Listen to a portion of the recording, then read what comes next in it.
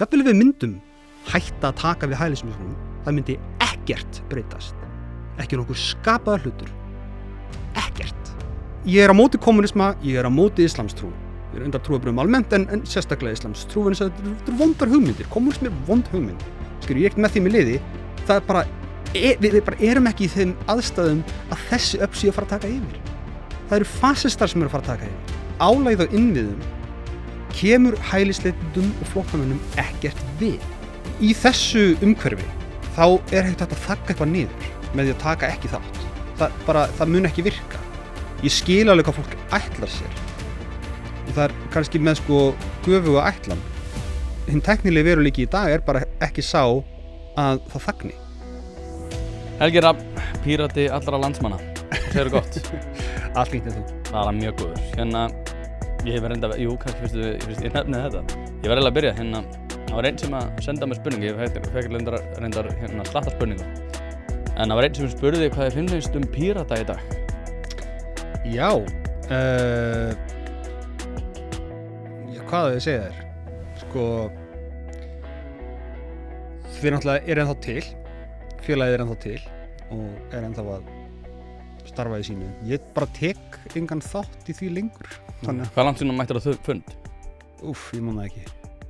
Ég fór á aðalfund, aðalfund einhvern tímann daginn. Út af formannskjörinu. Já. Það var svakalegt, það var í maður. Það var Það er píratar, Alltaf partí. Alltaf partí. Sofnar enginn, Það var svo áhugavert. Það var að unda því að var náttúrulega Atli Þór Fandal í einhverju drama sem að ég ætla ekki að fara að láta þig úttala þig það út af því ég veit ekkert hvað gerðist og mér langar ekkert að vita hvað gerðist persónulega. Enda ekki kannski áhugaverður hlutin af pólitík almennt. Nei, þetta samt að verða alltaf, það eru miklar hreyfingar. Nú erum við með Heiðu Björg Hilmisdóttur og við erum með Pétur Martinsson sem með að koma hérna eftir til þess að ræða formannskjörin. Það einhvern veginn miklar svona hreyfingar í öllu stjórnmálunum. Aldeilis, já. Já, það margt að breytast mjög hratt. Já. Bjórkastið. Þú fórst þangað. Ég fór þangað. Og sástu þess að Sverrir Helgason þurfti að segja sig úr, hvað var það, einhverju... Það var í stjórn held ég ungra miðflokksmanna eða eitthvað svona. Já, ég sá náttúrulega ekki til þess, það var hann sjálfur sem sá til þess. Já, ég veit það. En þú svona, hvað var að segja, að lay up, þetta var stóðsending. Þú skapar aðstæðunar. Ég bara talaði við manninn, þú veist. Ég veit það, þetta er ótrúlega merkilegt, það er bjórkastið, ég fara hana líka. Mér finnst þeir ágæti strákar, en þeir eru líka svona, held ég, meiri endurspeglun á viðhorf ungra manna. Mér finnst það líka bara sjást á því sem að skipta sér af þessu. Þetta er svona ákveðið hliðarmengi sem samt einhver sem við erum að sjá alls staðar, annars staðar og eru ungir menn sem eru svona á endurverið meiði og láta fram skoðanir sínar á svona óhefðbundinn máta. En þú fórst þangað. Já. Á hverju ákvaðstu það? Ég bara... Vissirðu hvað þú var að fara út í? Já og nei. Það var svona fólk búið að innan gæsalappa vara mig við, Ég bara mjög einlaglega þeirrar skoðunar að við eigum að taka samtölun sem eru óþægileg ljótu hlutina líka. Þeir náttúrulega þarna bjórkastinu segja mjög ljóta hluti eins og frægt orðið og eru með skoðanir sem að mínum mati eru ekkert minna en ógeðslegar. En þess þá heldur þarf að taka samtali það.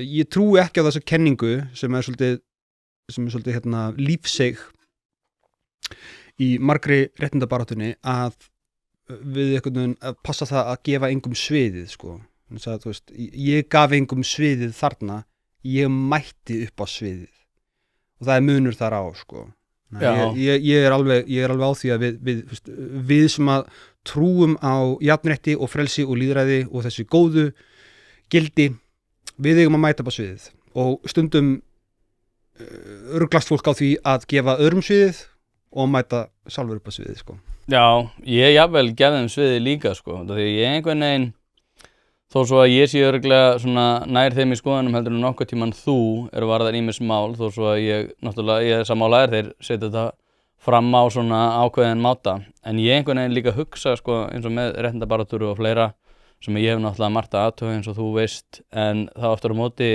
horfum maður líka á þetta því að þú talar þetta í svona ákveðnum já sem ákveðið svona tól sem að hefur oft á tíðum komið upp úr hattinum sögulega séð og eitthvað sem að fólk eru oft spennt fyrir svona sögulega en ég held að við þurfum ekki annað en að horfa svona aftur svona síðastliðin 10 ár til að gera eitthvað grein fyrir svona hvernig hefur það virkað að kveða fólk í kútinn og vonast til þess að þetta bara svona hverfi eftir því sem að við neitum fólki það að hafa ákveðin sjónarmið eða bönnum fólki að koma fram eins og þú veist að fara upp á sviðið hvernig hefur það virkað? Ekkert sérlega vel sko? Ekki sérlega vel, við bara stöndum fram fyrir heimstyrjöld og yfirtöku valdhyggjunar aftur sko, eftir 80 ára eða svo að smá fríi frá því allavega hérna með hérna á plánetunni en sko ég held að þessi þeóría að gefa ekki öðrum sviðið hún sko, ég held hún virki alveg í ákveðnum heimi sem ég held samt að sé ekki lengur til vegna þess að sko upplýsingateknin bara orðin þannig að þú getur sagt hvað sem við hvern sem hvenær sem það bara veruleikinn, alveg sama hvað löggjöfin segir, alveg sama hvernig hvað félagslífið þetta segir, alveg sama þú verið rekinn eða eignist ekki vini eða hvaðina, þú getur þetta, þú getur sagt hvað sem sýnist, við hvert sem hvenar sem þér sýnist, jafnvel í óþökk þess sem heyrir. Þannig að sko þetta tæknilega tjáningafrelsi algjört, það er algjört, það er blindandi, það er ærandi mikið tjáningafrelsi tæknilega, félagslega ekki endilega svo mikið og lagalega svona, ég meina atriðum jú, en með einstaka svona, hvað maður segja, bólum og vörtum. Þú veist, í þessu umhverfi þá hægt að þagga eitthvað niður með því að taka ekki þátt. Það mun ekki virka. Ég skil alveg hvað fólk ætlar sér og það kannski með sko göfuga ætlan. Hinn tæknilegi veruleiki í dag bara ekki sá að það þagni, skilur við. Trump var bólað af Twitter og hvað gerðist? Hann stofnaði sinn eigin helvítis samfélagsmiðil, skilur við. Elon Musk var óánægður með ritstjórnarstefnu Twitter og hvað gerði? Hann fucking keypti það bara, skilur við. Hann var þá ríkasti maður í heiminum en sko þetta veruleikin, fólk bara fer annað, það bara býr til sitt eigið, þú getur bara búið til þín eigin vefsíðu, skilur, þú getur bara búið til þín eigin fréttamiðil. Sem ég gerði. Sem þú gerðir einmitt, þú þarft ekki að spyrja konga eða presta því, sko. En það er ekki fréttamiðil, það er ekki fjölmiðil. Förum ykkur til það. Nei, þetta ótrúlega magnað, sko, líka svona í samfloti kannski við þessu umræður, það mér langar að halda okkur aðeins við tæknina og til dæmis að eins og með Twitter að ég hef reyndar talað hérna, ég held að við séum ekki alveg að sko framheilin okkar ekki alveg skapaður fyrir það að sjá endurunnin ofbeldismyndbönd af þeldökkumönnum fá eitthvað svona hero justice porn, skilur appast upp á þennan og lamin í klessu við sjáum það endurunnið aftur og aftur og aftur ég held að séum ekki alveg svona ég held að séum ekki sköpuð í það að meðtaka þessar upplýsingar allan daginn, alltaf. Nei, við náttúrulega erum bara ekkert sköpuð fyrir nútíma upplýsinga umhverfið yfir höfuð, sko. Þú veist, og það 2-3 áratuga gamalt, sko. Það er ekki svo að við höfum þróast sem dýrategund í þessu umhverfi. Það er ekki þannig, skilur við, bara við sko, sum okkar sem eru nógu ung þróumst svo sem í uppeldin, þú veist, kannski ein kynslóð, í mestalagi. Þannig að það held ég að sé stóra áskorun nútímans hreinlega. Það bara hvernig ætlum við að vinna úr upplýsingum í þessu upplýsingaumhverfi með þann þróunarfræðilega bagga sem við erum með, sem þetta bara úr allt öðru umhverfi og allt öðrum forsendum, sko. Já, og með þetta í huga, þá langar mig að ræða aðeins hérna að þú skrifaði pistil daaginn, þar sem þú varst að tala slaufunarmenningu, þar sem þú svona tala mjög hvasst það hvaða áhrif samfélagslega það hefði haft á okkur bæði sem svona kannski þrengara mengi Ísland, við getum alveg farið út í cancerkultúr í Bandaríkjunum, hann kannski ekki áhugaverður fyrir Íslendinga eins og hann fyrir okkur bara því að við fórum sjálf í gegnum þessa svona bylgju en svona svo við stiklum að stóru einmitt með svona þessar hugmyndir í huga með tæknina, hvað það svona sem að þú hefur að athuga horfandi í baksinu speilin, svona ef þú ferð á hundavaði yfir það sem þú varst að segja í þessum pistli? það mjög dæmigert fyrir allar baráttur sem að snúa því að bæta heiminn að það geri ákveðin mistök og þessi mistök eru mjög gjarnan þau að byrja að beita aðferðum sem að eru ýmist það auðvitað að segja að þær gangi of langt en ég sé það ekki alveg þannig ég sé þetta sem mistök sem koma niður á málstaðnum sjálfum ég held að flest öll sem hafi lesið sér eitthvað til frönsku byltinguna skilji svolítið vel hvað að fara það enginn á móti í dag gildum frönsku byltingarinnar við erum afsprengi þess stundum sagt hvernig enda hún og þá stundum svarað það á eftir að koma í ljós en sko hún alveg sko frægin af nútíma frjálslyndu lýðræði það það sem frjálska byltingin gegn ofríki og bara algjörlega hryllilega ofríki konungsríkis þannig að sko gildin baráttan sem slík bara eitt af mikilvægasta sem hefur gerst í mannkynssögunni en að sama skapi var þetta líka þannig að það voru þúsundir af blásaklusu fólki afhöfðað fyrir það að vera grunað eitthvað sem var hægt að mistúlka sem stuðning við konunginn eða eitthvað sem var ekki nógu mikill stuðningur við byltinguna. Og jafnvel ekki einu sinni grunað heldur bara einhverjir nágrannar sem átti í herjum og einn sakaði hinn hitt og... Það veitir enginn, það var ekkert ferli, það ekki svo að fólk hafi farið gegn einhver réttarhöld, þetta var bara, þetta var brjálæði og afraksturinn af því var auðvitað innræði Napóleons Bonaparte, sem gleymist oft, það var bakslag þá líka, sem að leiddi af sér innræði og núna 5. lýðveldi Frakklands, þetta búið að fara fram og tilbaka, mikið til vegna þess að mistökin sem eru gerð í annars réttlátri og góðri baráttu þau geta verið þannig að þau koma niður á málstaðnum sjálfum og þetta eitthvað sem ég hef tekið eftir gegnum tíðina að fólk svolítið viðkvæmt fyrir þegar þetta ekkert róttæk pæling, það hægt að gera mistök þú getur gert mistök, í uppeldinu þínu þú ert að ala upp börnin þínu sem þú elskar meira en lífið sjálf þú getur gert mistök, þú veist þetta það ekkert róttækt að segja það þú getur gert mistök í vinnunni þú ert kannski að reyna að gera þetta besta en þú gerir mistök, það hægt það enginn að skamma mig fyrir að segja þessa hluti en þegar það kemur á réttindabaráttum og maður segir já, það að gera mistök sem koma niður á baráttunni sjálfri það svolítið viðkvæmt og ég held að það sé vegna þess að þessi hegðun sem við sjáum til dæmis í frönsku byltingunni líka þegar guðleysingjar voru komast fram á leyfa sér að tala opinskára en þeir hafa gert í gegnum tíðina og sömuleiðis með bara réttindi minnihlutahópa af öllum eyði og fórnarlömb kynferðislegs ofbeldis og allt þetta að það sem gerist að það leysist skyndilega úr læðingi tækifæri til þess að bæta heiminn vil ég undirstrika á mjög skömmum tíma og allt í einu og það sem gerist þá að þá mjög góður farvegur fyrir alls konar mistök að bara hlutinu gerast of hratt mistökin verður líka stærri eftir því sem að hlutinir að gerast hraðar það oft flestum tilfellum þannig og kannski eftir því sem að málstaðurinn mikilvægari því mikilvægari sem málstaðurinn því meiri undirliggjandi gremja til staðar, réttmætt gremja og því meiri farvegur fyrir mistökin og þess vegna þarf að passa sig betur eftir því sem málstaðurinn mikilvægari ekki eftir því sem hann skiptir minna máli heldur eftir því sem hann skiptir meira máli sem tilfellið með alla þessar málstaði sem ég myndi tala Hlaðvarp í samstarfi við Happy Hydrate. Steinefni eru orðin mikilvægur þáttur í mínu lífi og ég ekki einu svona grínast, ég að nota þessar vörur í alvörinu. Það ástæði fyrir því að þessir kassar hérna eru tómir.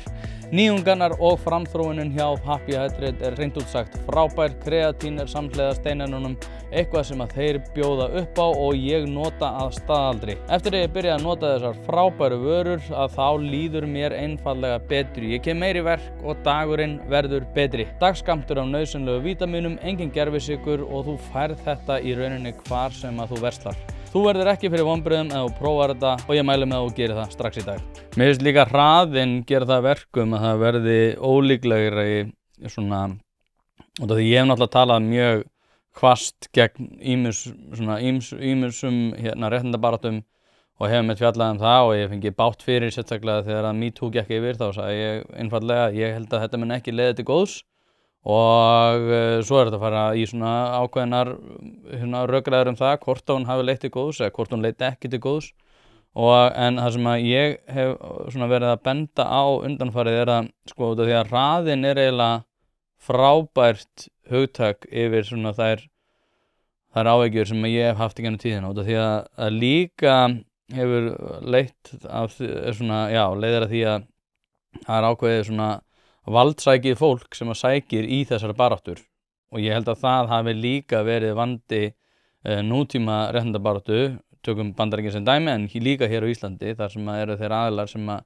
segjast vilja vera í forsvari fyrir einhvern tiltekinn málstað oft á tíðum ákveðið svona stjórnlyndis fólk sem að kannski veit ekki alveg hvernig það á að fara með þau völd sem að þau allt í einu hafa án þess að kannski gera sér grein fyrir ekki hefðbundið vald heldur svona ákveðið náðarvald í allri umræðu og þar verða mistökin í rauninni miklu stærri þar sem allir ég hef talað með MeToo ég meina já, bara ekki spurninga og fullt af álitlegum þáttum sem hægt að vera að ræða það hvernig ætti að bæta samskipti kynjanna og margt kannski þegar maður horfir í baksýnisspegilinn var óeðlilegt þegar maður var sjálfur í kringum 18 ára aldurinn og bara bæði gagnvart konum og líka körlum bara hvernig samskiptin áttu sér stað og hvað þótti eðlilegt og þar fram til götunum en svo aftur á móti þá tapast svolítið grundvöllurinn þegar einmitt mistökin á sér eiga sér stað og þá einmitt aha, við náðum þér nú mátt þú ekki tala um þetta Já, ég meina, það fylgir með, sko. Þegar fólk finnur skyndilega farveg fyrir sína réttmætu, skiljanlegu og fullkomlega eðlilegu gremju, þá getur það alveg gerst að hún bitni á röngum aðilum, sko. Það bara, og það á ekki að vera eitthvað rúttæk pæling, skilju, það bara, mjög dæmigert, bara í persónalífinu, ef maður verður ógeðslega reiður, ógeðslega pirraður yfir einhverju, þá getur það bitnað einhverjum sem saklaus af því sem maður pirraður út í. En svo er líka bara svo mikið þórðagleði. Það var svo mikið þórðagleði yfir því svona, við náðum honum.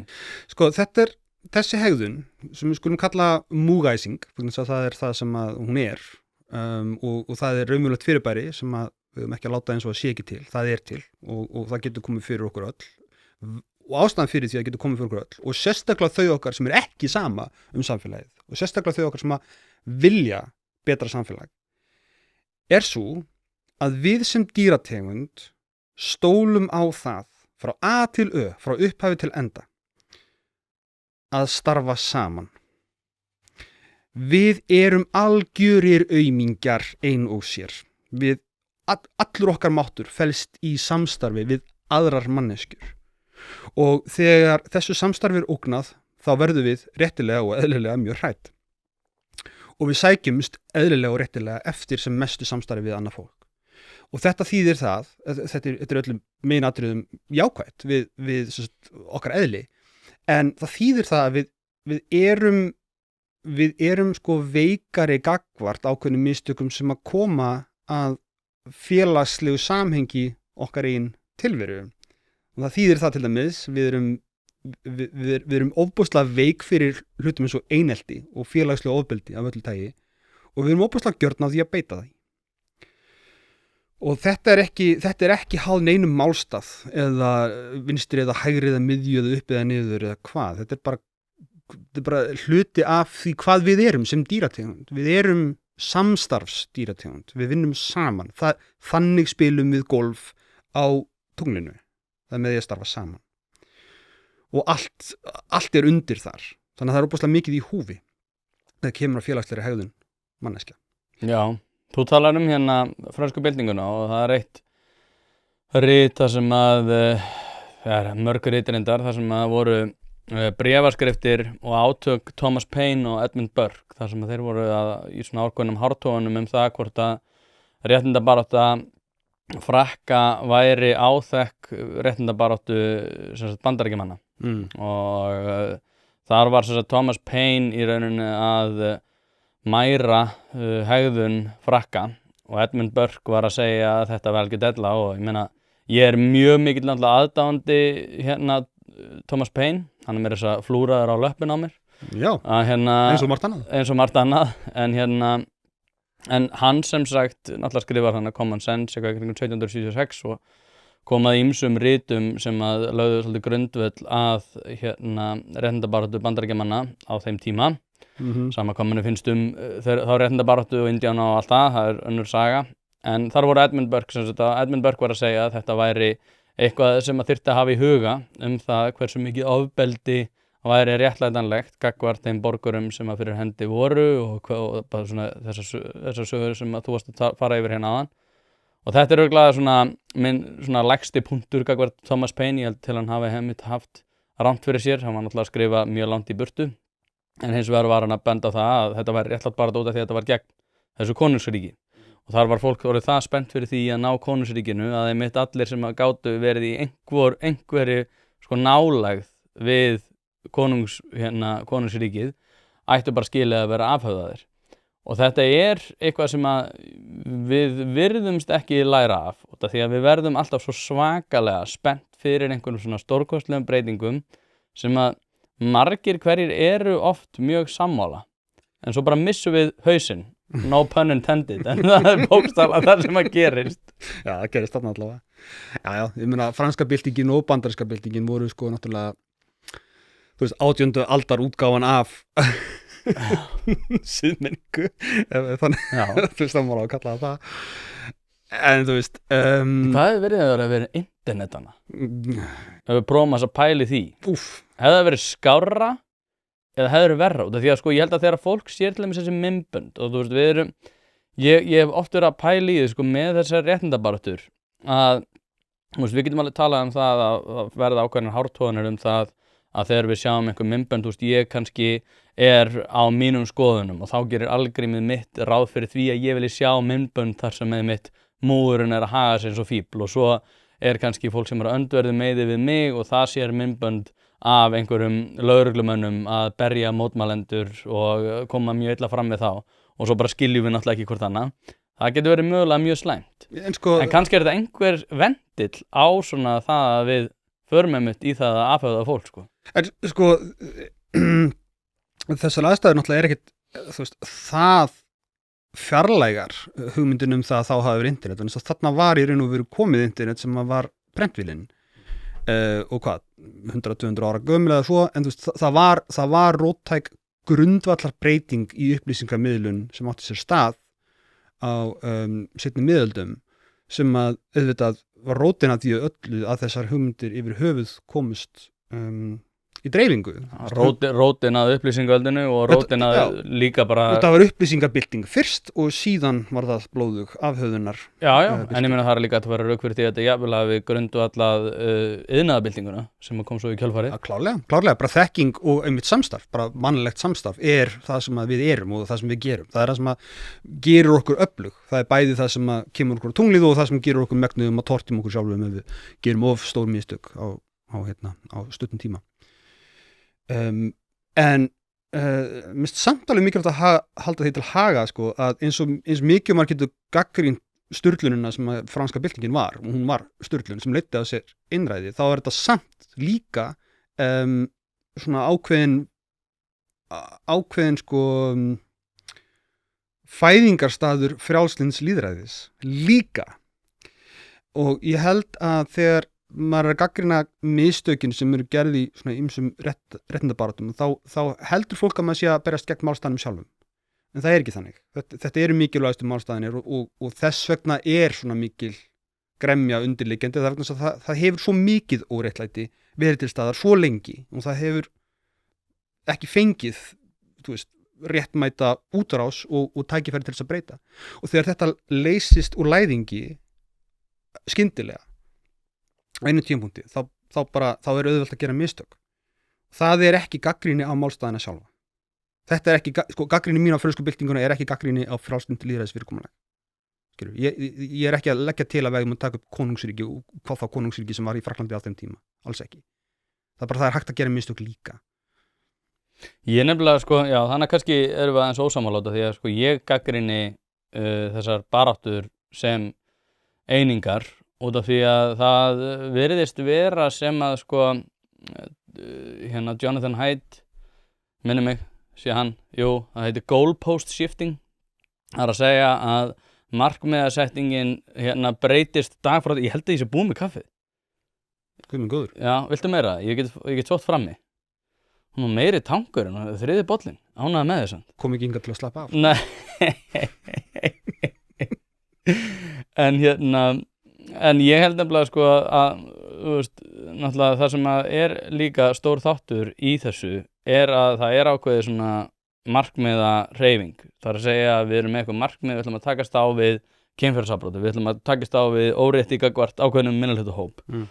Og svo allt í einu er markmið orðið, já, við vorum sko eiginlega að tala líka einhver svona mismæli fyrir 12, 13, 14 árum sem að við þurfum núna að gera upp og ég er svona, þannig ertu búin að missa svolítið hausinn og það er reyndar það er bara var að gerast á hann að Guðbrandur Einarsson var að segja af sér þingmennsku fyrir það að hafa ætlað að kaupa sér, ég náði þessi ekki alveg, ætlað að kaupa sér vændi árið 2012 og ég er svona að hugsa þú veist, hvað finnst okkur það? Ég er ekki að segja að fólk eigi endilega að vera að kaupa sér vændi. Ég held reyndar að fólki ætti að vera frjálst að kaupa sér vændi og ég held að fólki ætti að vera frjálst að selja vændi. Það eru alls konar hugleiðingar sem að koma upp í hausinn gagnvart fólki það, en óháð því hvað okkur finnst það að kaupa eða selja vændi, bara fyrir 3 árum og ég held að við höfum nú rætt þetta á sínu tíma, að þá var fólk spennt fyrir OnlyFans út af því að það væri svona konan að taka málin í sínar eigin hendur með einhvern svona digital pimp sem var OnlyFans og allir voru bara svona hvað, þú veist, þú átt ekki að vera að gagnrýna þetta er bara við og jafnvel, þú veist, Rauða regnhlífin held ég hún heiti sem er einhver svona hálf kommunísk vændis samtök sem að Ég ekki skilja þannig en alltaf Nei, ok, ég allavega skilja þannig það eru allavega alltaf vinstri svona sem að ég veit ekki okkur en Ég get útskilt það Já, ok En hann er Guðbrandur Einarsson, hann er þingmaður 14 árum síðar þá þarf hann að segja af sér sem þingmaður og ég er svona really? Þú segir hann hafi þurft að segja af sér það er ekki alveg rétt hann kaus að segja af sér Helgi, þú varst þarna á þingi við vitum alveg hvernig þetta virkar Já Nei Checkmate, buddy Sorry Nei, ég meina, hann segir af sér, sko Viltu kollab eða? Já Já, líka kollab Það er koffín í því, sko Já, fáðu bara koffín, réttu með líka einn Þetta er ekki auglýsing Ég hef aldrei smakkað þetta áður Ekki? Nei, þannig kannski verður þetta auglýsing Það er fullt af koffín í þessu Kannski verður kærður fyrir það sem ég segi Örugglega. Meiðir í því, eitthvað djöflin Kollab, já, byrju, við skulum bara gera þetta svolítið Já, úr sjávarfangi, já Alveg Ísland Þetta er alltaf lætir ykkur Ég fæði mér þetta, ég nefnilega svaf líka illa í nótt Við höfum þetta allt með Já. En Guðbrandur Einarsson er ekki að segja af sér út af því að hann einhvern veginn, já, ég er að taka ábyrgð Þetta er þingflokkurinn sem að fundar þetta og þau fara í bollaleggingar það hvaða möguleg áhrif þetta kunna að hafa á flokkin sem heild og Þorgerður Katrín sest niður með honum heyrðu þetta er ekki gott er ekki bara best að þú svona taki pókaðinn Sko, í íslenskri pólitískri menningu þá er afsögn svolítið álitin svona einhvers konar refsing eða fangelsisdómur enda er hefðin hérlendis svo að fólk segir ekkert af sér valdastöðum fyrir að það allt er komið gjörsamlega í bál og brand mann er kannski sérstaklega hugleikið lekamálið svo kallað sem að fólk er ábyggilega búið að gleyma en sko það þurfti að falla dómur sko áður en að dómsmálaráðherra Sjálfstæðisflokksins á þeim tíma sagði af sér og hugmyndin er svolítið svona áviðkomandi skilið að segja af sér fyrir mér er það ekki málið fyrir mér er málið það viltu gefa vinnufrið fyrir stöðuna sem þú ert í fyrir mér er það að segja af sér ekki játning á einhverjum glæp það er bara ábyrgð gagnvart stöðunni og það er ekkert endilega áfellisdómur eins og sko ég er á móti vændiskaupum en ég þarf ekkert að dæma eitthvað sem að gerir það einhver tíma og hvað þá fyrir löngu síðan til þess að vera samt mjög ánægð með það við komum til að hafa sagt af sér til þess að sýna ábyrgð gagnvart stöðunni sjálfri það eitt og sér finnst mér jákvætt. Mér finnst verra þegar það einmitt sko haldið í valdastöðuna alveg sama hvað tautur og raular vegna þess að það er verið að líta á þetta sem einhvers konar sko, refsingu eða þess áttar. Þetta er ekki refsing, þetta er ábyrgð. Það er ekki það sama fyrir mér. Hlaðvarpið er í samstarfi við stöndu og mikilvæg fyrirtæki og eitt af því er Polsen. Polsen.is til þess að skera hvað eina, hvort sem þú þarft að fara í bílrúðu skipti eða einfallega bílrúðu viðgerð, þá ferðu inn á Polsen.is. Ef það er stjarna í framrúðunni þá bara bókaru tíma á heimasíðunni, ferð með hann og hann er tilbúinn samdægurs. Ekki vera með stjörnu í bílrúðunni, Polsen.is, láttu græða rúðuna strax í dag. Nei, ég get, ok, þú hreyfðir aðeins við mér þannig. Ég ætla alveg að viðurkenna það. Þetta hreyfði aðeins við mér. Kollabið? Já, þetta var fínt. Ég þarf að senda reikning á Egilsvelli. Fyrir ekki. En ok, þú ert aðeins að hreyfa við mér með þetta með ábyrgð versus refsing. En ég einhvern veginn samt held svo litið í það. Þetta er enda bara ágætispunktur hjá þér. En ég einhvern veginn, ég veit ekki alveg hvað mér finnst lengur. Nei, ég tengi. Þetta er ágætispunktur. En ég einhvern veginn svona, ég veit ekki, þetta er náttúrulega bara þú veist mína afstöðu gagnvart svona réttrúnaðinum sem er örugglega töluvert hvassari heldur en þín afstaða og kannski sumir myndi kalla þetta jafnvel skilningsleysi af minni hálfu og það er alltaf læg.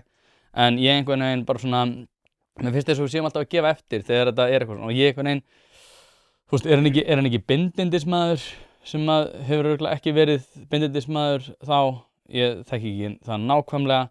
Þannig að við vorum að tala mistök og það er auðvelt að gera mistök, þú gerir mistök, ég gerir mistök. Aldeilis hvað þá 2012 sko. Já, nákvæmlega.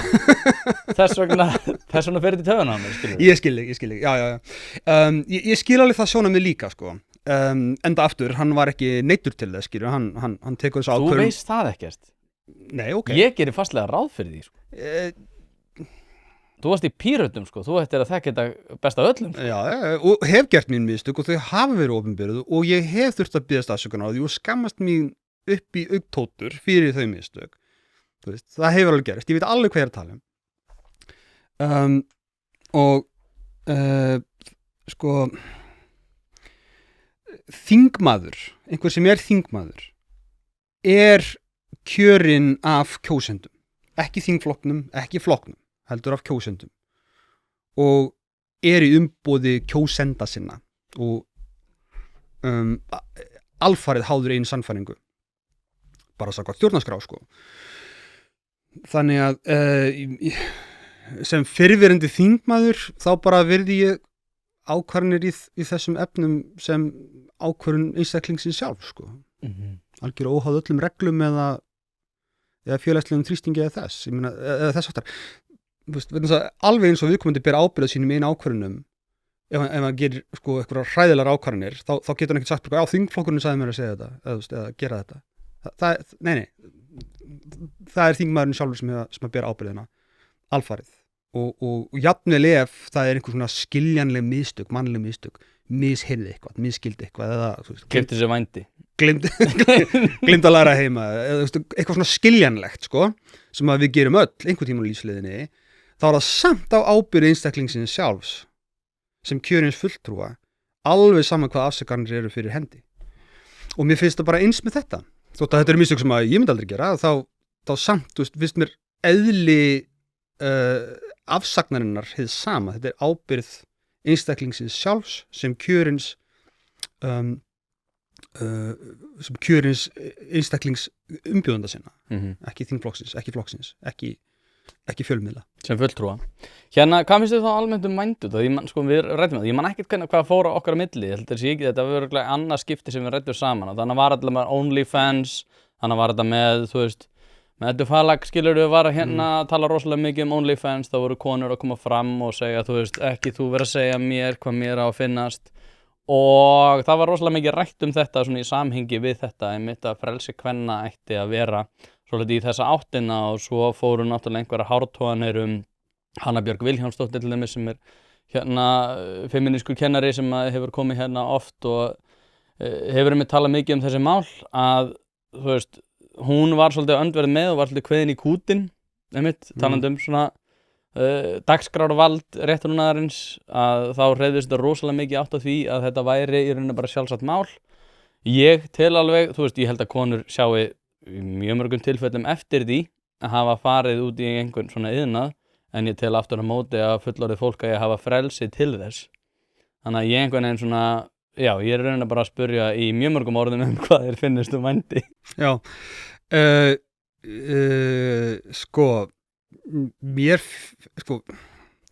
það er nokkur level af þessu, skilur, það er pólitísk afstaða, svo siðferðislega afstaða og svo persónuleg afstaða. Persónulega finnst mér vændi mjög fráhrindandi hugmynd. Ég er sammála því. Alveg þannig að ég skil það ekki alveg, þú veist, ég beinlinni skil ekki alveg af hverju maður myndi kaupa sér vændi. Það kveikir ekki í þér. Það er svo skrítið, ég er sammálaður þar, sko. Það er ekki bara það ég sé eitthvað ósammála við og ósáttur við, ég skil það ekki, þú veist, ég skil það ekki. Þú veist, ef ég hefði allt tækifæri og það væri löglegt og fullkomlega samþykkt í samfélaginu, þá myndi ég samt ekki gera það, en ég skil ekki hvernig maður myndi vilja gera það. Það er persónulega afstæða mín til vændis. Hins vegar, sko, þegar kemur að pólitísku spurningunum það hvaða lagalega umhverfi við að hafa þennan hlut, þá er það ekki háð þessari persónulega afstöðu sem ég hvorki skil nýja samþykki nýja vel við, þú veist, ég myndi ekki vilja stunda neitt af þessu sjálfur hvorki sem salin í kaupandi. Það er örugglega eftirspurn samt. Það er, sko, veruleikir er bara svo, nei, skilur, ég er ekki trúaður heldur, skilur, það er fullt af vímöfnum sem ég vil ekki nota, en, og tel bara ill, þú veist, og vond og slæmur hlutur við samfélagið okkar. En það er ekki sama spurningin það hvaða laga umhverfi ég tel vera skynsamlegt að hafa með hliðsjón af þeirri staðrind, hvort sem ég líkar betur að vera, að þetta er hluti af mannlegri tilveru.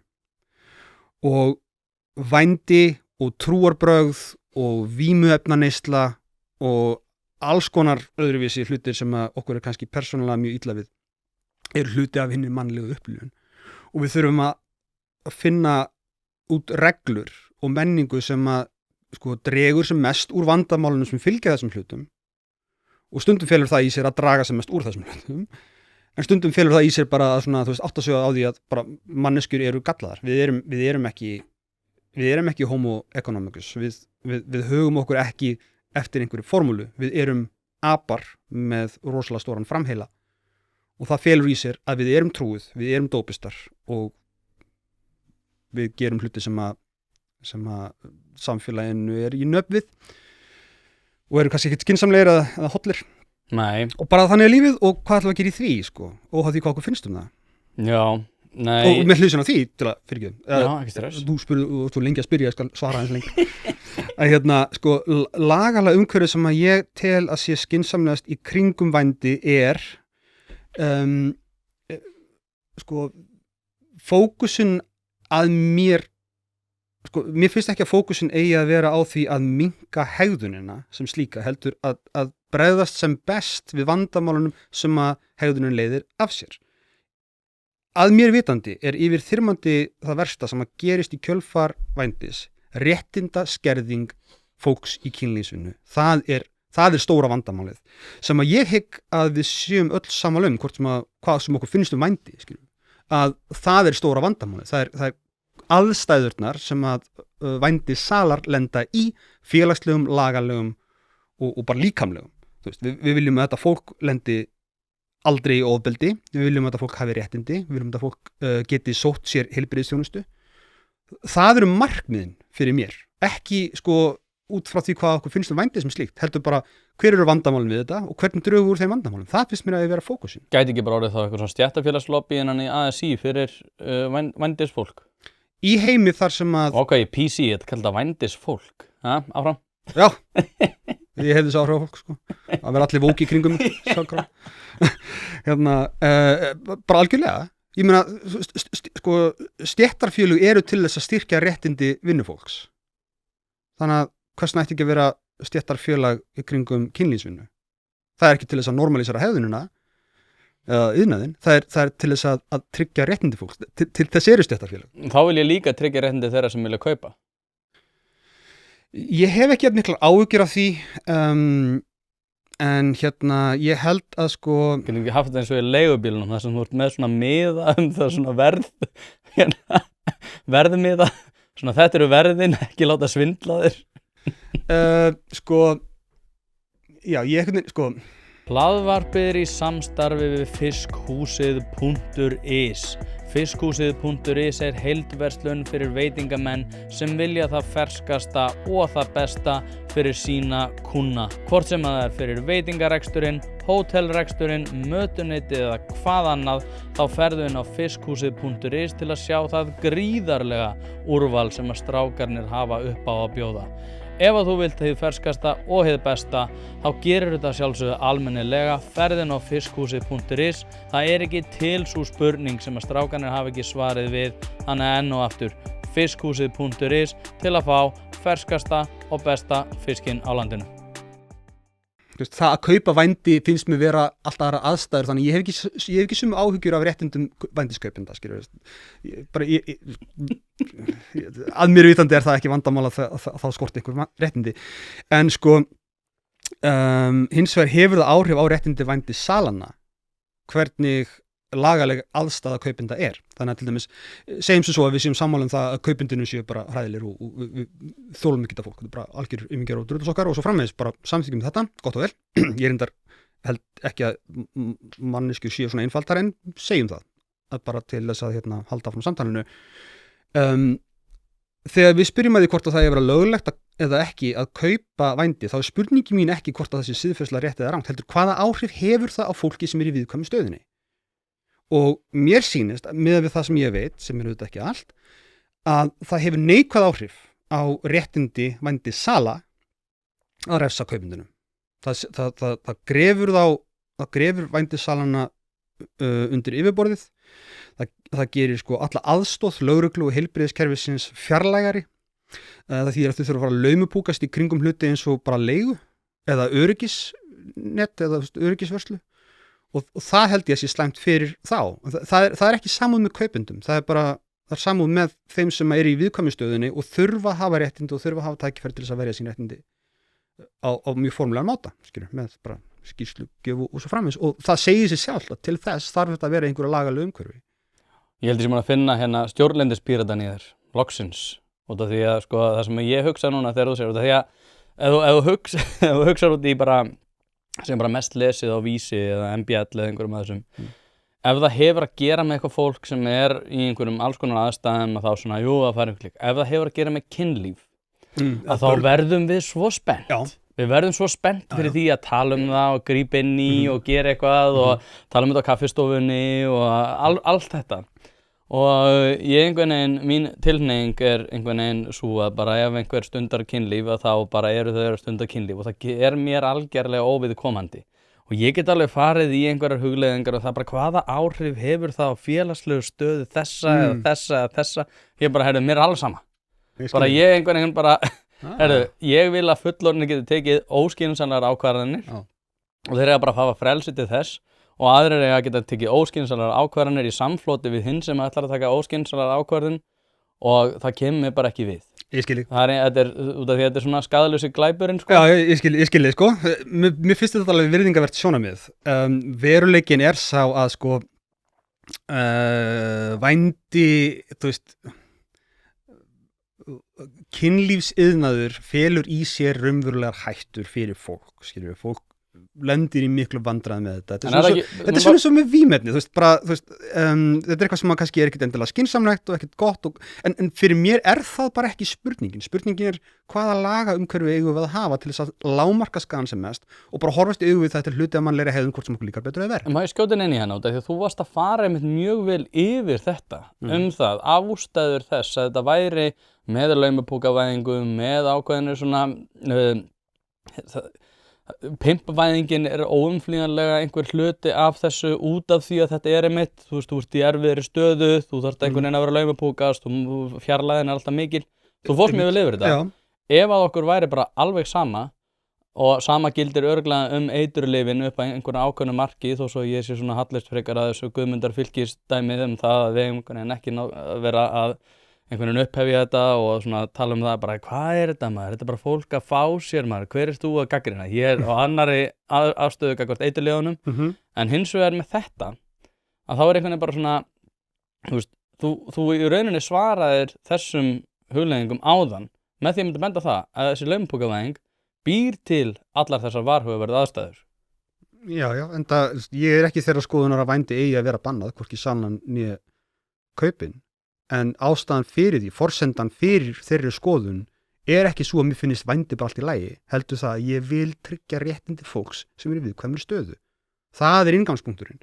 Og ef við ætlum að fara að rökra það hvort að þessi skoðun sé góð eða slæm, afstæð mín til lagalega stöðu vændis, þá er það sem við þurfum að tala hvaða áhrif hefur þetta á réttindastöðu viðkvæms fólks. Það eina sem að mér ekki sama í þessu efni. Mér alveg sama það hvernig fólk haga sínu kynlífi eða hvað þú vilt kalla það. Það ekki að klikka á fyrstu fréttina þegar þú sér eitthvað kynlíf þegar hún ber þess merki að hafa með kynlíf að gera. Nú einstaklingar af dýrategundinu Homo sapiens, þannig að sjálfsögðu gerir ég það. Og það þannig, þú veist. En það líka góðast fyrir því. Kannski getum farið út úr segvið aðeins yfir í það, sko. Manneskjur, við erum dýrategund, við erum dýr. Við erum apar með rosalega góðan framheila. Við getum talað saman, við erum með þumla, við göngum upprétt, við hlaupum langt, við sjáum vel. Við störfum saman. Ef maður lítur á þróunasöguna, þá algjörlega augljóst og það fyrsta og síðasta sem okkur þarf að vera andum börn. Það algjörlega augljóst. Það vill svo til, gleymist gjarnan, en það vill svo til að ástæðan þess að við stundum kynlíf svo að það ferlið sem leiðir af sér börn. Þannig að eðlilega allt sem að tengist kynlífi og börnum og hvað þá í samblandi mjög persónulegt, mjög viðkvæmt, sem ég meina, og mjög svona tilfinningalegt. Og við teljum okkur öll vera sérfræðinga í því, ráttur að við séum það fæst. Þannig að það ekki vinninu öðru að búast, heldur það að fólk taki svona málefni afskaplega nærri sér og sé mjög sterkar tilfinningar fyrir því og að þessar tilfinningar hafi áhrif á afstöðu þess til lagaumhverfisins til dæmis. Það ekki við neinu öðru að búast. Það væri mjög skrítið en svo væri ekki. Svo við kannski komum okkur aðeins út úr þessu vændi og svona tölum þetta kannski í breiðari strókum. Stjórnmálan í dag. Hvernig finnst þér það hefur orðið augljós stemningsbreyting, Kristrún Frostadóttir fer og lýsir því yfir að hún getur alveg tekið miðflokkinn hvenær sem og í rauninni svona skýtur á viðreisn það að vera ekki of spennt fyrir ESB og flokk fólksins að vera ekki of mikið að koma sér í fjölmiðla. Þetta sko, mér finnst líka svo sérstakt við þetta. Hvernig orðar þetta, já. En það hefur ekki orðið svona, ég þoli ekki þegar fólk segir það engin umræða þetta, en svona, mér hefur þótt skrítið að það hefur kannski, þessi breyting einhvern veginn kom og okkur finnst það bara svona, já, þetta bara það skynsamlegasta. Ég enda til að Kristrún Frostadóttir sé sá stjórnmálamaður sem tekur hvað flestar skynsamlegar ákvarðanir, ótrúlega kalkuleri. Ég sá það varst að glugga í Game Theory for Applied Economics, hún mjög mikið í leikjafræðinni. Ok. Þú átt bara að bregðast við þessu. Já. Sko, virkilega góðu stjórnmálamenn að mínum mati geta aldrei sko uppfyllt vildustu drauma neins. Þeir þurfa alltaf að gera málamiðlanir sem að fara í taugunar á öllum í einhverjum skilningi. En sko, það sem að ég var að króta þarna það sem hún sagði sko, miðflokkin snýst ekki samstarf við miðflokkin. Það allt í lagi að starfa með miðflokknum eða bara hvaða flokki sem sósíalistum líka, skilur við, bara í þeim málaflokkum þar sem að einhver farvegur, einhver forsenda fyrir samstarfi. En hún var að tala um útlendingamálin og afstæði mín þar sko, fyrsta lagi, fyrirgefið mér kæri almenningur, en almenningur hefur ekki hundsvita á útlendingamálum. Það hefur engin hundsvita á útlendingamálum í þessu landi nema einstaka sérfræðingur. Og það engin furða, vegna þess að málaflokkurinn allt öðruvísi heldur en þegar þú hugsar útlending eða hælisleitanda eða eitthvað svona. Þá fær alls konar tilfinningar og hugmyndir og tala við fólk og við útlendinga og svona. Þekkir nokkra og sennilega marga. Og þú veist, þá heldur fólk að það hafi meiri þekkingu á málaflokknum sem lagaumhverfi en það hefur. Lagaumhverfi mjög frábrugðið hinni svokölluðu almennri skynsemi, mjög frábrugðið, sem þýðir það að það heyrir til undantekninga að fólk skilji útlendingamál rétt, bara basic staðrendir, það heyrir til undantekninga. Það sennilega engin málaflokkur held ég í almennri umræðu sem jafn miskilinn og lítil þekking á. Ég veit að þetta móðgandi og þykir hrókafullt, en þetta bara, stundum sannleikurinn bara svolítið hrókafullur. Þetta raunveruleikinn. Ég að tala þekkingarleysi sem nær til útlendingastofnunar og kærunefndar útlendingamála og lögreglunar og þessara stofnana sem sérhafi sig í málaflokknum. Þær skilja lagaumhverfið, þær skilja virknina í kerfinu, en þær skilja ekki málefni útlendinga. Þau skilja ekki hvað útlendingar hræddir við. Þau skilja ekki hvað drífur ákvarðanir þeirra. Þau skilja ekki hvers vegna þeir ljúga þetta en ekki hitt. Þau skilja ekki málefni útlendinga. Þau skilja bara lagaumhverfið og svona einhvern pólitíska metnað á Íslandi. Þetta tvennt ekki það sama. Þetta þýðir að það ofboðslega frjór farvegur fyrir kjaftæði í útlendingamálum. Og alveg sama hvernig við nálgastu, hvort sem að þér finnst útlendingar það besta í heimi eða það versta í heimi. Það bara mjög frjór farvegur fyrir það. Miðflokkurinn, og komum við að þessu sem ég var að króta það sem að Kristrún sagði, að það væri hægt að ná einhverju málamiðlunum við miðflokkin í útlendingamálum. Jafnvel miðflokkurinn hefur stundum rétt fyrir sér. Jafnvel í málefnum eins og útlendingamálum. Það mikið til fyrir tilviljun, biluð klukka hefur rétt fyrir sér, 2 sólarhring, en stundum það þannig. Það allt í lagi að koma til móts við það. Málið bara það, með útlendingamál hjá miðflokknum, þau snúast ekki útlendingamál. Þau snúast það að kenna einhverjum og það ekki að mínu viti nein ástæða til þess að koma til móts við þann metnað. Ef við ímyndum okkur að það snúist útlendinga, þá væri ábyggilegt að koma til móts við eitthvað af því sem þeir vilja, ábyggilega eitthvað, sennilega. En þetta snýst ekki útlendinga. Það málið, þetta snýst að kenna einhverjum sem liggur vel við höggi og hefur ekki færi á því að verja sig. Það breytist ekki með því að koma til móts við neitt sem miðflokkurinn segir í útlendingamálum. Þannig að það tilgangslaust að koma til móts við það. Það mun ekki breytast, það kemur bara eitthvað nýtt kjaftæði. Og málaflokkurinn allur, orðræðan öll meira eða minna kjaftæði úr öllum áttum. Þannig að fyrir mér það stóra vandamáli. Það bara, við erum alltaf að tala kolranga hluti. Það verið að misgreina vandamálin og koma með kolrangar lausnir vegna þess að það svo raunveruleikin í málaflokknum svo frábrugðinn því sem fólki finnst. Þar meðal miðflokknum. Hlaðvarp í samstarfi við heitirpottar.is, hvort sem þið vantar saltvatnspott, hitaveitupott, kaldan pott, sánuklefa eða hvað eina í heita pottinn, þá ferð þú inn á heitirpottar.is og lætur græja þig. Þjónusta og uppsetningum all land og nú jafnvel hægt að fá sér smíðaðan sánuklefa, þar sem að þú færð sánuna nákvæmlega eins og þú vilt hafa hana. Það ekki hægt að setja verðmiða á heilsuna eða samverustund með fjölskyldunni og því mikilvægt að huga að báðu og það nákvæmlega það sem að heitirpottar.is auðvelda þér að gera. Hvort sem þú ert að endurnýja gamla pottinn eða gera þetta frá grunni, þá getur þú sendt skilaboð á netinu eða bara einfaldlega kíkt í verslunina að Fossalsi 13 en þar opið alla virka daga milli 10 og 17 og á laugardögum milli 10 og 14. Ekki drolla við þetta, þú veist að þið langar í heitan pott og sánu heimtíðin, heitirpottar.is græja þetta fyrir þig. Þannig að ég náttúrulega mjög margt þetta að segja, en svo við tökum líka út af því að ég langar aðeins að heyra út af við settum í samhengi við Kristrúnu sem frábæran stjórnmálamann og í samhengi við það að gefa ákveðin svona merki það að hún getur hreyft sig. Er það óskynsamlegt af henni? Það var það ég var áður en við förum í útlendingamálin að klára þetta. Það að hún geti það og geri það finnst mér skynsamlegt hjá henni, en það hvað átt hún tekur hverju sinni ekkert endilega saman á því. Nei. En ég meina að mínu viti eru góður stjórnmálamenn þannig að þeir geta gert málamiðlanir og þeir geta þeir þurfa að geta verið ekki heilagar en páfinn, vegna þess að þannig nær maður ekki árangri með því að vera heilagar en páfinn. Það þarf að gera málamiðlanir og þær eru ekki þær eru ekki góðar, það bragðast ekki vel að gera málamiðlanir.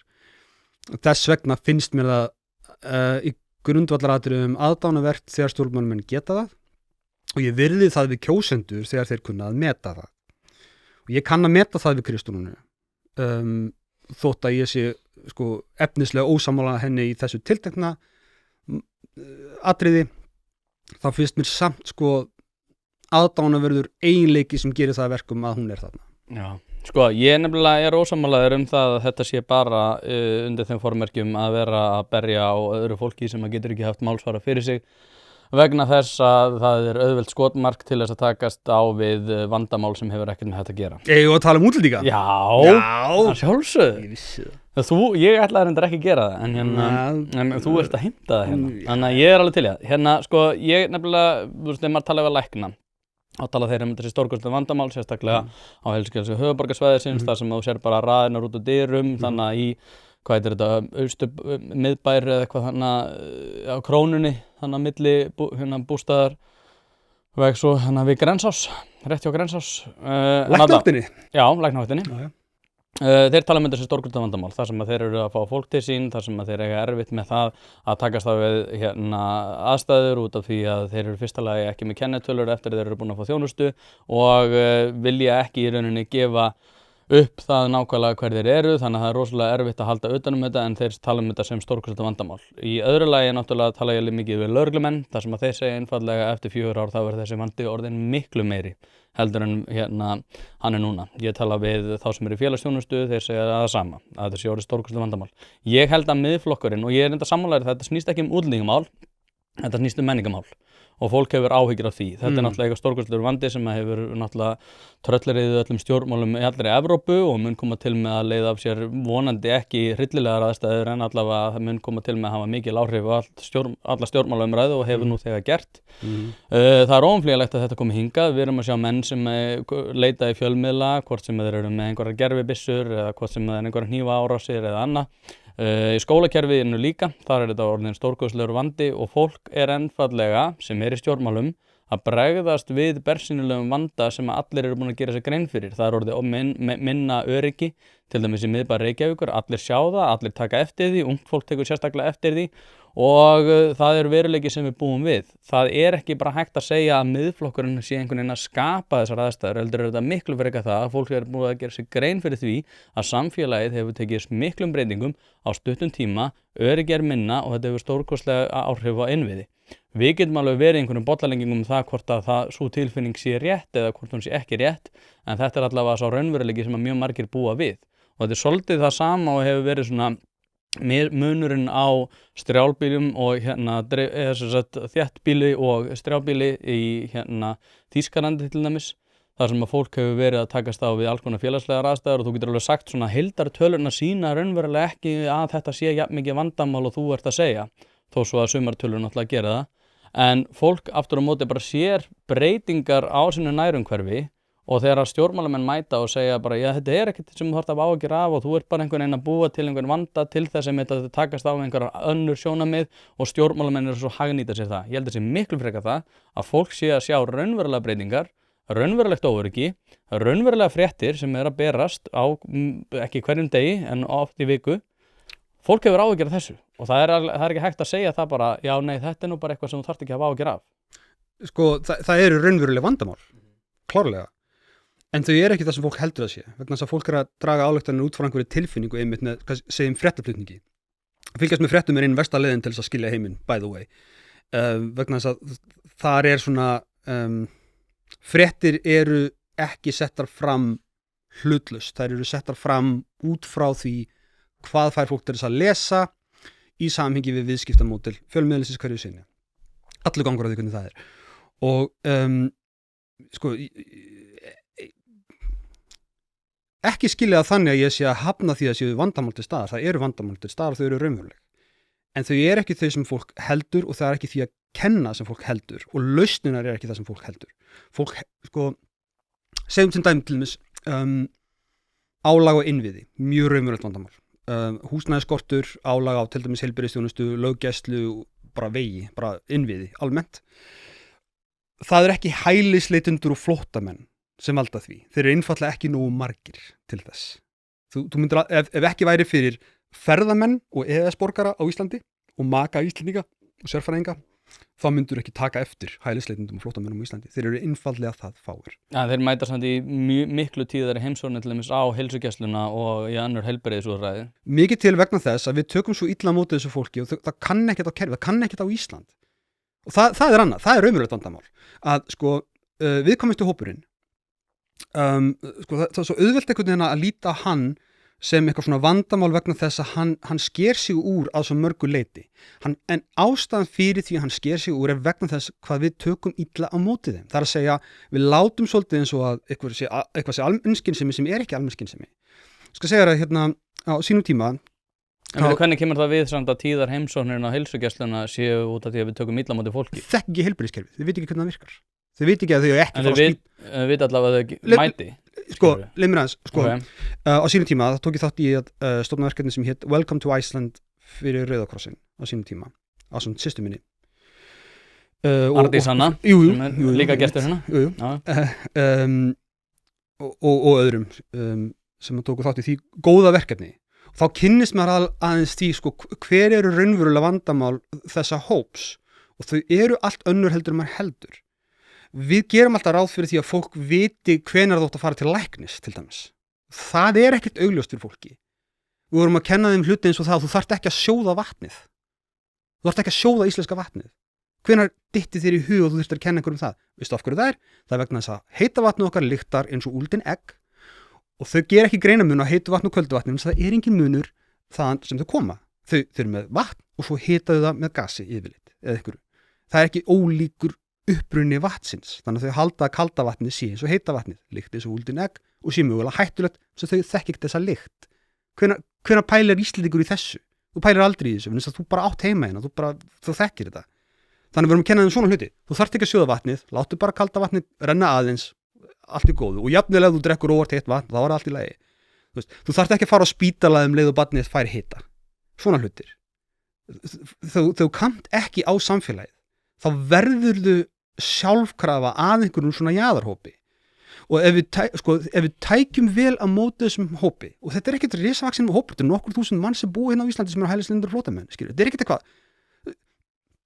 þetta er ekki stór hópur, við getum þetta alveg en bara fókusin er ekki þarna, fókusin er alltaf á einhverjum svona kostnaði við útlendingastofnun eða eitthvað svona sem er alltaf að tala en það er ekki aðalatriðið þegar kemur að hælisleitendum og flóttamönnum og fólki sem kemur úr fjarlægri menningu er hvernig við tökum á móti þeim. Það er aðalatriðið, ekki fjöldin, heldur hvernig við tökum á móti þeim. Og fjöldin meðan í mann, vegna þess að þú segir fólk skynjar þetta alveg, það hittir eitthvað frá einhverju Arabíulandi sem að haga sér eins og fáiði og fyrir að draga ályktanir hópin út frá því. Það er líka raunverulegt vandamál, hluta því bara mannlegir fordómar og við getum talað fordóma alveg sérstaklega. En fjöldin af útlendingum á Íslandi er ferðamenn og EES-borgarar til þess að styðja við þann iðnað sem að heldur upp í hagkerfinu hérna sem til þess að sinna þessum 2 milljónum ferðamanna sem koma hingað árlega og síðan makar Íslendinga eða EES-borgarana og sérfræðingar. Þaðan kemur álagið. Álagið kemur ekkert frá hælisleitendum og flóttamönnum og þetta er lykil atriði. Það eru raunveruleg vandamál í málefnum útlendinga eins og hælisleitenda og flóttamanna en magnið af þeim er ekki vandamálið þar. Það kemur innviðamálun ekkert við. Álagið á innviðum kemur hælisleitendum og flóttamönnum ekkert við. Þetta er lykil atriði vegna þess að það stjórnar því hvernig við bregðumst við þessum vandamálum. Vandamálið við innviðina, þar þurfum við að fara að tala hluti eins og EES og ferðaþjónustuna, ekki hælisleitendur og flóttamenn. Það kemur hins vegar að inngildingu og því að hjálpa fólki að taka þátt í samfélaginu, þá kemur það hælisleitendum og flóttamennum við og ekki álagi á innviði. Það eru raunverulega vandamál til staðar, en við þurfum að greina þau rétt. til þess að geta brugðist rétt við. Hlaðvarpið í samstarfi við fyrirtæki sem hafa sett svip sinn á íslenska menningu og eitt þeirra eru Bæjarins bestu pylsur. Ég og þú vitum alveg að þegar við fáum okkur pylsu sem ekki frá Bæjarins bestu þá vildum við að svo væri. Það segir það í orðinu, þetta eru Bæjarins bestu pylsur. Þið vitið það, ég veit það, skellið þessu hlaðvarpi í eyrun, farið á næsta sölustað og kaupið ykkur tvíhleypu ásamt einhverju góðu að drekka. Að kaupa eða selja húsnæði ein stærsta ákvörðun lífsins. Þess vegna skiptir máli að hafa ekki bara sölumann heldur ráðgjafa þér við hlið. Hlaðvarpið fjallar mikið húsnæðismál og því það í samstarfi við þá færustu í geiranum hjá fasteignasölunni Pálsson. Pálsson fasteignasala leggur áherslu á persónulega þjónustu, fagmennsku og gagnsæi. Notast við sérstaka ferla sem að tryggja það að bæði kaupendur og seljendur vita upp á hár hvernig að þessu staðið. Allt frá undirbúningi myndatöku til loka sölunar. Boðið upp á fría ráðgjöf og verkfæri eins og eignavakt.is sem sér til þess að þú missir aldrei af réttu eigninni og verðmat.is sem hjálpa þér að taka upplýsta ákvörðun verð. Heimsæktu pálssonfasteignasala.is og fáðu þína persónulegu ráðgjöf strax í dag. Já, sko, það eitt í þessu því að ég náttúrulega talaði áðan að þetta snýst ekki útlendingamál, þetta snýst menningamál og ég held að það sé aðalatriðið í þessu og þegar maður hefur lesið sko þetta þegar maður var í stjórnmálafræðinu og var að lesa þessi síðu nýlendu fræði Edward Said og annað, þá var maður til dæmis að fara yfir það að það sem hefði verið helstu mistökin sem voru gerð þegar að nýlendu herrar voru að skipta upp Afríku var að taka ekki tillit til menningarlegra þátta og þessi skil sem að voru mótuð náttúrulega þegar fólk horfir á það hvernig þetta mótað allt, Afríka mótuð, þá var þetta bara pennastrik á einhverju korti augljóslega og tók ekki tillit til menningarlegra þátta og þar að leiðandi eru mikil átök í Afríku. Margir benda á það, heyrðu, ok, ef að þetta raunin eins og Paul Collier hefur gert og náttúrulega samfylkingin svolítið að horfa til Paul Collier sem skrifar bókina Exodus þar sem hann sagði einfaldlega að menningarlega og samfélagslega áhrif þess að taka á móti fólki með mismunandi menningarbakgrunn í of stórum stíl og mikill fjöldi myndi leiða til samfélagslegs niðurbrots og átaka. Og ég held að þetta sé bara eitthvað sem að fólk hefur áhyggjur af.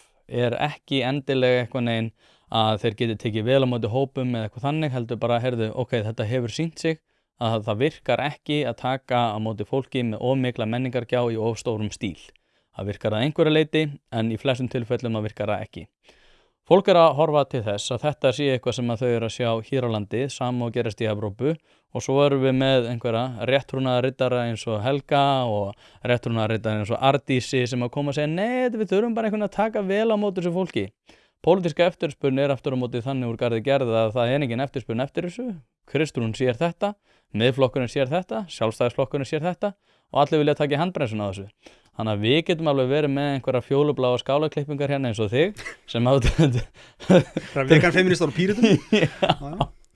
En þú skilir hvað ég meina fólk bara horfir á þetta og segir bara ég meina það skiptir engum máli hversu vel við tökum móti þessu hópum. Ef þeir koma hérna í of stórum stíl þá aðlagast þeir ekki í samfélaginu og við lendum í bál og brand. Hvenær var það prófað að taka vel á móti þeim? Þú varst að segja að þú gerðir það. Og við fengum enga stuðninga, tók enginn eftir þessu og það bara eina sem kom í ljós út frá þessu var hvað þörfin mikil. Þetta hefur ekki verið prófað. En hvað ef fólk vill ekki prófa þetta? Hvað ef fólk segir bara, nei, þú veist, ég meina, ok, flott. Hvaða vandamál vill það þá leysa? Það vill ekki leysa þetta vandamál, vill bara búa í sínu samfélagi. Þú getur alveg búið í þessu samfélagi. Nei, ég að segja að fólk segir bara, heyrðu, ég ætla bara ekki að taka þátt í þessu, við ætlum ekki að taka með fleirum, hælisleitendakerfinu verður alltaf lokað. Það er pólitískur raunveruleiki sem að snýr að pólitískri eftirspurn. Já, sko, ég átta mig alveg á því að það er alls konar pólitískur raunveruleiki. Ég bara svolítið þar í lífinu almennt að það skiptir mér máli hvað satt og hvað ósatt, hvað raunverulegt og hvað óraunverulegt, skilur við. Þú veist, ef Guð til, þá vil ég trúa á Guð. Ef hann ekki til, þá vil ég ekki trúa á Guð. Það snýst ekkert það hvort að ég vil að Guð sé til eða ekki. Ég vil trúa því sem satt. Og stundum það þannig að yfirþyrmandi meirihluti samfélagsins hefur rangt fyrir sér Það ekkert nýtt og það ekkert sérstakt útlendingamál. Það frekar dæmigert reyndar, því miður. Og það bara eins að við erum eins og við erum manneskjur og við erum hérna, við vitum ekki alla hluti. Og sér í lagi ekki ef við höfum ekkert fyrir því að kynna okkur hlutina. Þannig að pólitísk eftirspurn hefur engin áhrif á mína afstöðu þessu. Það bara raunveruleikin á jörðinni sem hefur áhrif á mína afstöðu þarna. Og það vill svo til að ég þekki hennar málaflokk ágætlega og ég veit að raunveruleikin í ríku ósamræmi við áhyggjur almennings og stjórnmálamanna af málaflokknum. Þú veist, hælisleitendur og flóttamenn eru einfaldlega ekki nógu margir á Íslandi til þess að valda álagi á innviði. Þeir eru ekki nógu margir. Bara flettu þessu upp á Hagstofinu og Útlendingastofnun. Þessar tölur eru til, þú getur sett þær upp í Excel, ég er búin að gera það, þeir eru ekki nógu margir. Ástæðan fyrir því að við finnum fyrir álagi á innviði og vissulega menninguna eru EES-borgarar, ferðamenn, makar Íslendinga og sérfræðingar. Það eru ekki hælisleitendur flóttamenn. Þetta bara eitthvað sem hægt að fletta upp. Og pólitískur þrýstingur breytir ekki þessum staðreyndum. Staðreyndunum sama það hvað fólki finnst. Það bara þannig. Það svo Ben Shapiro sem segir facts don't care about your feelings. Já, þessum frábær lína, mér svo leiðin þetta hann eigi hana, það búið svona að gera lítið úr línunni. Þetta svo góð lína, sko. Og þetta alveg satt, bara sorry, en raunveruleikanum bara svolítið sama hvað okkur finnst. Ekkert svolítið, bara alveg sama, skilur. Þú veist, jörðin snýst í kringum sólina, jafnvel þó að þú pyntir mig til dauða ef ég segi það, skilur. Það breytir ekki raunveruleikanum. Sko, þegar kemur að menningu, ég held að þetta alveg rétt sem þú ert að segja áhyggjur almennings af því að þetta snýst í raun og veru menningu, skilur, þú veist, að við viljum vera Íslendingar á Íslandi og tala íslensku, borða hangikjöt og hérna alls konar ógeð og bara svona sinna íslenskri menningu eins og við þekkjum hana og elskum, skilur, og ég elska hana líka, ég elska hana ekkert minna heldur en Snorri Másson, sko. Meira af eitthvað sennilega reyndar. Vandræðilegasta skoðunni sem ég með ég elska Ísland svo mikið og ég á að vita betur en bara elska það samt, sko. Allavega, meinum það síðar. Sko það að sko erlend áhrif á íslenska menningu af höndum hælisleitenda og flóttamanna snýst bara hvernig við tökum á móti og ekki neitt annað. Þannig að sko þér getur alveg verið sama þetta ef þú vilt, en þér getur ekki verið sama þetta og ætlast til þess að áhrifin þú ræður ekki hvað þú gerir, þú ræður ekki afleiðingunum. Þú veist, ef okkur sama inngildingu hælisleitenda og flóttamanna þá getum við ekki á sama hátt á sama tíma látið eins og okkur sé ekki sama hvernig þeir aðlagast íslenskri menningu. Þetta sama spurningin. Ef þú vilt að hælisleitendur og flóttamenn sem koma úr fjarlæga menningarheimum og eru hér ekki vegna þess að þeir vilja vera hérna, heldur þess að þeir eru að flýja stríð eða aðrar hörmungar. Ef þú vilt að þeir aðlagast íslensku samfélagi, þá bara sorry, þá þarf þetta fjandakornið hafa svolítið fyrir því. Það bara kostar pening, það kostar athygli, það kostar tíma. Ég til. Ég búin að sanna það. Ég gera það í sjálfboðaliða starfi. Ok? Ég hef kennt íslensku sem annað mál. Reyndar ekki í sjálfboðaliða starfi. En ég hef gert það. Ok? Ég til. Það vantar ekki mig í þetta lið, sko. Það sem vantar í liðið eru öfl eins og Miðflokkurinn, Útvarpssaga og þetta einangrunar íhald sem er bara að tuða en leggur ekkert fram, lyftir ekki litla fingri til þess að raunverulega eiga við vandamáli sem þau eru að kvarta mest undan. Það er fólk eins og ég og Ardís sem gera það. Í verki. Þau erum ekki að bera okkur brjóst fyrir það, heldur. Ég er í miklum samskiptum, hef verið í gennum tíðina, hef verið að þjálfa hælisleitendur og fleira og margir af þeim mjög góði vinir mínir. Og ég hef eitthvað alltaf sagt sko hvernig kælu við þetta og ég hef sagt þetta nú hérna áður. Bara alltaf ef einhver brýtur af sér þá fer hann úr landi. Og það er ekkert já en please, bara þannig er það. Við lokum hælisleitendakerfinu og við búum vel utan þá sem eru hérna og ætla að standa sig vel. Sko að loka hælisleitendakerfinu er að drepa fólk. Það er alveg á hreinu. Það er ekki hugmynd sem við eigum að taka alvarlega. Skilju, gyðingar voru að flýja dauðan. Fólk er að flýja dauðan. Þegar við segjum enga fleiri hælisleitendur, þá erum við að tala að taka þátt í því að drepa fólk. Höfum það alveg á hreinu.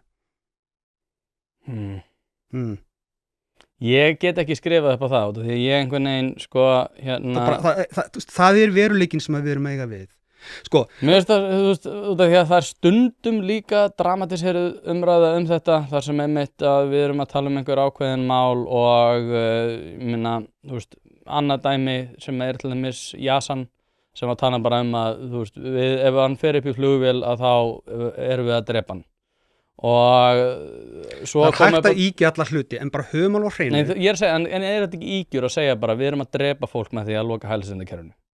Það liggur í hlutarins eðli sko, ef að fólk getur ekki komið til Íslands þá mun að sjálfkrafa koma til með að deyja. Við erum hluti af heimi og þar sem að svona ákveðin norm og alþjóðasamningar móttöku hælisleitenda og flóttamanna þar á meðal á vegum Sameinuðu þjóðanna. Við erum hluti af því. Þetta ekki bara Ísland. Ísland ekki eitt í heiminum. Við erum hluti af kerfi, alþjóðakerfi sem snýst það að leyfa fólki að lifa þegar það að flýja hluti eins og stríð. Ef við hættum að taka þátt í því kerfi, þá erum við að hætta að taka þátt í kerfi sem hugsað til þess að bjarga mannslífum. Það segir sér sjálft og liggur hlutarins eðli að þá erum við að valda dauða fólks. Hvort sem okkur líkar betur að vera. Og það að gerist í útlöndum þýðir ekki að við skiptum ekki máli. Hegðun Íslands skiptir máli. Stefnan okkar skiptir máli fyrir líf og dauða. Í alvörunni. Þótt við séum lítið land og ægilega merkileg. Það var það samt þannig. Og sko, þessi hugmyndum að hætta einfallega að taka á móti hælisleitendum bara ekki, hún í engum takti við neitt sem raunhæft. Fólk talar þetta eins og það sé ykkur valmöguleiki. Þetta ekki valmöguleiki þegar þú ferð að berjast fyrir þessu í nefnd Alþingis og færð til þín gesti sem að hafa þekkingu á efninu og þeir segja þér þessar hluti. Þá sérðu bara, ok, þetta ekki hægt nema ég verði ófreskja.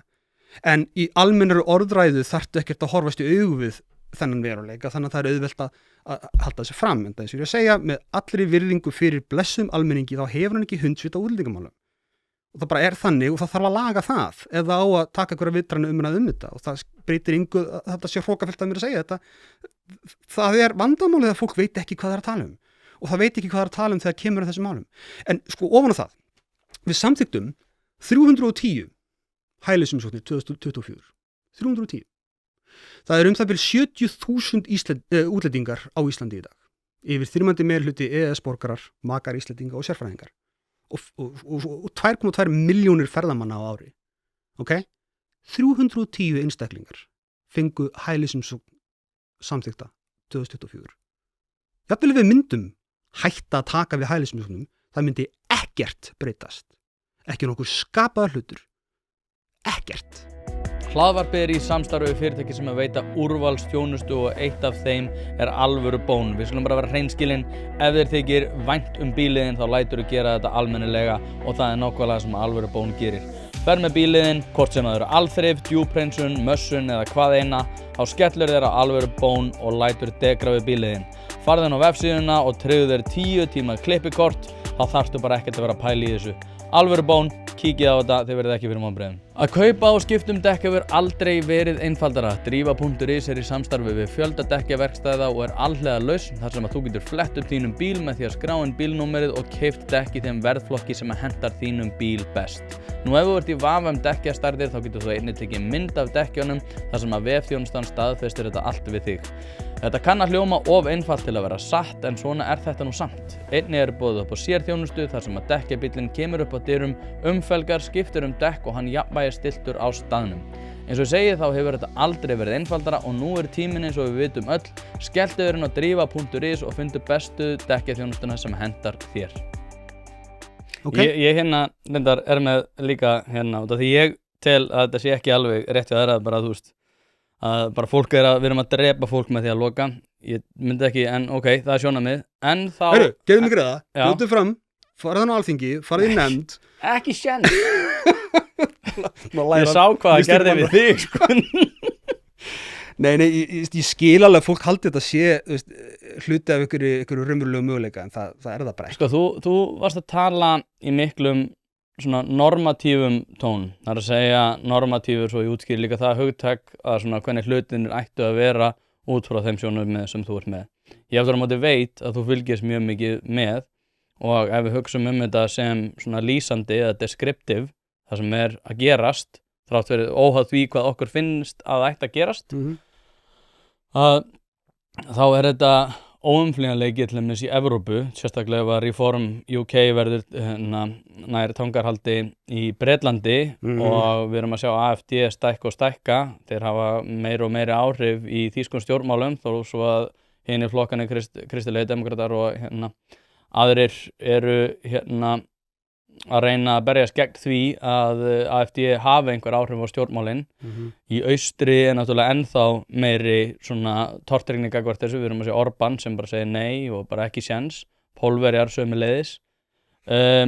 Ég velti fyrir mér sko, þegar þú hugsar þetta frá svona þessum lýsandi, ertu bjartsýnn gagnvart því að þín sjónarmið verði ofan á næsta árum? Alls ekki, okay. Alls ekki sko. Nei. Ég held að við munum halda áfram að gera þessi grundvallar mistök sko, og það sem að mér finnst svona mest pirrandi við orðræðuna svona gagnvart sko mínum sjónarmiðum er að það alltaf vera að kenna mínum sjónarmiðum vandamálin sem að ég er búin að vera að vara við og vilja leysa frá upphafi. Þú veist, það er alltaf látið eins og sko Píratar hafi sett útlendingastefnuna á Íslandi. Það var Sjálfstæðisflokkurinn. Einangrunar íhaldið er búið að vera með stefnuna. Næstum við alltaf með dómsmálaráðuneytið. Skilurðu? Þetta er afleiðingin af því. Þannig að ekki láta eins og elsku almenningur, ekki láta eins og einhverju veganfeministar í Pírötum hafi ákveðið útlendingastefnuna á Íslandi. Það er ekki þannig. Nei, þetta ég nefnilega sko, en nú fer svona yfir breiðustrókunar og tala kannski utan þegar ég byrja að tala pólitíkin áðan og þú setur í það mikið útlendingamálin, en svona í breiðari strókum, efnahagsmál, svona menningarlegt íhald. Kristrún segist vera stoltur Íslendingur, það er eitthvað sem maður hefði ekki heyrt frá formanni Samfylkingar áður. Augljóslega bregst náttúrulega miðflokkurinn og sjálfstæðisflokkurinn með því einmitt að toppa það. Ég reynda að sagði í þessum útlendingumræðum, ég náttúrulega sagði í pallborðsumræðum að vísi að hvorki sósíalistar, Píratar né VG myndu ná inn og það þótti rosalega svona, wow, af hverju heldur það? Ég gerir ráð fyrir því að þessi atkvæði munu koma til að skiptast á þessa flokka þannig að enginn að þeim ná inn sem að raun gerðist og ég hugsaði sko að útlendingumræðan mun alltaf snúast að því að sama hversu langt í rauninni Þorbjörg Sigríður er tilbúin til þess að fara eða Samfylkingin og Flokk fólksins alltaf vill vera svolítið svona miðflokksmegin þar að það verður það verður engin togstreita hinum megin á kantinum þannig að miðflokkurinn færi svolítið bara frýtt spila bara ok, ég toppa það og það er það sem er búið að gerast en ef við tökum þetta út fyrir útlendingamræðina svona heilt yfir svona menningarstemmingin já, svona þú veist svona svolítið svona Bandaríkjaforseti skilurðu svona þú veist, sú stemming er að verða meiri hér á Íslandi tölum bjórkasti henni í byrjun ég held að það séu miklu viðteknari skoðanir heldur en við kannski fyllilega gerum að grein fyrir sérstaklega hjá ungu fólki aðtugaði mitt að það er uppgangur þar það er ekki uppgangur hjá islamistum sem að vilja koma á sharia-lögum á Íslandi eins og voru miklar áhyggjur af á tímabili það gerist ekki það getur ekki gerst í lýðræðisríki það getur alveg gerst ekki í lýðræðisríki, nei, islam er það vondur málstæður þess vegna kemst islam hvergi í meiri hluta þar sem að þú ert með tjáningafrelsi og frjálslynd lýðræðisgildi það er ástæði fyrir því, það er vegna þess að hugmyndafræðin sjálf er andstæð frjálslyndum lýðræðisgildum það kemur mjög hratt í ljós þegar einhver ætlar að raunverulega sannfæriði það að haga stjórnarfari í samræmi við islams trú það er þess vegna sem að islam hefur ekki sigrað þrátt fyrir áhyggjurnar og sömuleiðis er sko veganfeminista vókið ekkert að sigra heldur skilur það er ekki uppgangur á þessum ímynduðu ógnum það er uppgangur á fyrirgefðu orðbragðið fasisma þú veist, actual fasisma upp að því marki sem að þetta er að skilgreina það hugtak það er þetta svo grunnt og heimskulut hugtak að það er erfitt að setja puttan á það en það er vandamáli ógnin við frjálslynd lýðræðisgildi kemur þaðan ekki frá islam það er ekki vörð fyrir islam skilur við það er ekki frá veganfeminista vókinu það er frá fasistum sem vilja valdhyggju sem vilja ráða í krafti vöðvans og ekki hugans það er ógnin núna í pólitíkinni og við þurfum að bera kennsl á þá ógn fyrir það sem hún og hætta að vera að velta okkur upp úr áhyggjum að því einhverjir kommunistar taki yfir eða múslimar. Ég á móti kommunisma, ég á móti islamstrú. Ég undar trúarbrögðum almennt en sérstaklega islamstrú, en þetta eru vondar hugmyndir. Kommunismi vond hugmynd. Ég ekki með því með liði, það bara, við bara erum ekki í þeim aðstæðum að þessi öfl séu að fara að taka yfir. Það eru fasistar sem eru að fara að taka yfir. Með sífelldum uppgangi. Og vissulega er fólk sem er á móti því með vondar skoðanir líka, kommunistar telja sig vera eina svarið við fasisma, bull, en það er líka til. Hvaðan kemur þess að helst? Og þetta er mannesku, flokk, bæði. Augljóslega Donald Trump, bara augljóslega. Í Evrópu er þetta náttúrulega er þetta skiptara, Bandaríkin er bara risavaxið þjóðríki, bá 100 milljóna manns. Donald Trump er stærsta einstaka ógni núna við fyrir ástændið lýðræðisgildi, mjög augljóslega. En á Íslandi? Á Íslandi erum við enn sem komið frekar heppin, að við erum ekki með einhvern á þessu kaliberi. Það sem kemst næst í vitaskuld Miðflokkurinn og Snorri Másson, en hann er samt ekki á þessu kaliberi. Í fyrsta lagi er hann tiltölulega greindur einstaklingur, hann er ekki Donald Trump og það er líka, aðstæðunar á Íslandi eru ólíkar þeim sem í Bandaríkjunum, þannig að vandamálin er ekki þau sömu og lausnin er ekki þau sömu. Það virkar ekkert að haga sér nákvæmlega eins og Donald Trump á Íslandi. Það meikar ekki sens, kerfið er öðruvísi, aðstæðunar öðruvísi og svo framvegis, augljóslega er það næsta sem kemst því Miðflokkurinn og Snorri Másson, en þau eru samt mjög langt frá því, bara svo það sé alveg hreinu, Miðflokkurinn er ekki fasistaflokkur, Repúblikanar í Bandaríkjunum eru það í dag, þeir eru alveg það, og ef einhver átti að sjá fyrir hörmungarnar frá nasistum 1930, þá ætti sama fólk að sjá fyrir ógnirnar sem að steðja frá repúblikunum í Bandaríkjunum í dag, en við erum heppin á Íslandi enn sem komið áhugavert sem ég las einhvern tíman 2013-14 þegar Píratar voru að fara á þing, þetta er náttúrulega eftir hrunsárin, mikil eftirspurn fyrir breytingum og svona einhverju, og víða eftir efnahagshrun eins og 2008 þá er mjög svona dæmigert að það verði uppgangur af einhverjum fasískum öflum eða valdhyggjuöflum sem eru algjörlega á skjön við ráðandi hugmyndafræði, en á Íslandi þá voru það helst hugmyndir eins og meira lýðræði og meiri borgarréttindi, eitthvað svona sem maður náði svolítið fótfestu. Maður skjóður inn í hérna, því að vinur minn sem er harður miðflokksmaður í dag og hann segir bara, ég er með son hana sem ég vil ekki vera að taka þátt í þessu rugli, mér finnst þetta bara algjör della.